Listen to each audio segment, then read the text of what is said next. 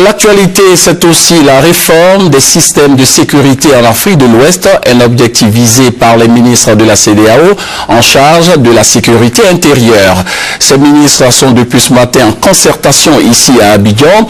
Ils veulent apporter des réformes pour lutter efficacement contre les nouvelles formes de criminalité qui sévissent en Afrique de l'Ouest. Herman Niamia. Face à l'évolution de la criminalité dans le monde, l'Afrique de l'Ouest prend des dispositions. Réunis à Abidjan, les ministres de la sous-région en charge de la sécurité intérieure ne veulent plus être surpris par les nouvelles formes de terrorisme et de criminalité. Parce que, disent-ils, avec la crise malienne, de nombreuses bandes terroristes ont infiltré toute la sous-région. Il faut donc, selon eux, la mise en place d'une véritable stratégie pour lutter contre ces fléaux. D'où ces séminaires sur la réforme des systèmes de sécurité en Afrique de l'Ouest. C'est essentiel de partager nos connaissances, nos pratiques, nos bonnes pratiques dans nos domaines. C'est essentiel de bien identifier nos menaces. Bien souvent, on n'imagine même pas d'où vient la menace. Un problème au ministère de l'Éducation nationale, jugé mineur, peut devenir une menace.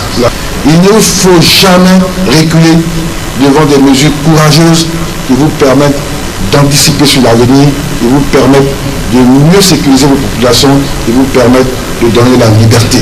L'initiative des États ouest africains est saluée par le professeur Alain Bauer. Selon ce professeur de criminologie, la criminalité et le terrorisme tels que pratiqués il y a une trentaine d'années ont beaucoup évolué. Il est donc indispensable de les combattre en équipe. Avant, on pouvait identifier un criminel et un terroriste. Aujourd'hui, on est face à des hybrides. Si l'Afrique de l'Ouest veut se donner un espace précurseur, une capacité à anticiper, à prévoir, avec un peu de courage aussi, alors elle peut parfaitement se donner les moyens. L'Afrique de l'Ouest bénéficie du soutien de la France dans cette volonté d'anticiper sur les crimes organisés. Ce que nous souhaitons, c'est simplement partager notre expérience. Nous ne souhaitons pas imposer un modèle. Le modèle parfait n'existe pas, il doit être adapté à chacun des pays de la zone.